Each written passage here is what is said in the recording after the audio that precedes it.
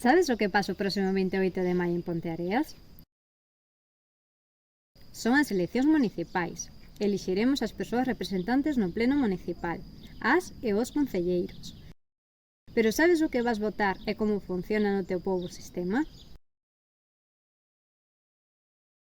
O número de concelleiros por pobo depende da súa poboación. En Ponteareas escolleremos 21. Estes, a súa vez, negociarán e poránse de acordo para elixir a alcaldesa ou alcalde. O concelleiro ou concelleira que máis apoios do pleno teña será nomeado alcalde. A alcaldesa ou alcalde será quen levará a cabo a maioría de decisións políticas municipais.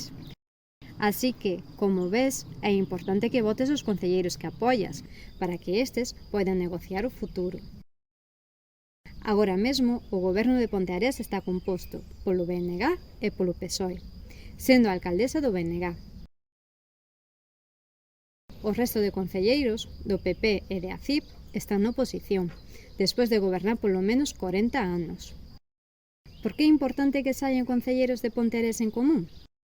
Sinxelo, é a única forma de que podamos tomar partido na decisión do alcalde ou alcaldesa e ser a moeda que decante a balanza nas medidas que se votarán no pleno nos próximos 4 anos. Incluso un só voto é crucial para determinar as políticas do pobo e pode chegar a ter o mesmo peso que os grupos con máis representación.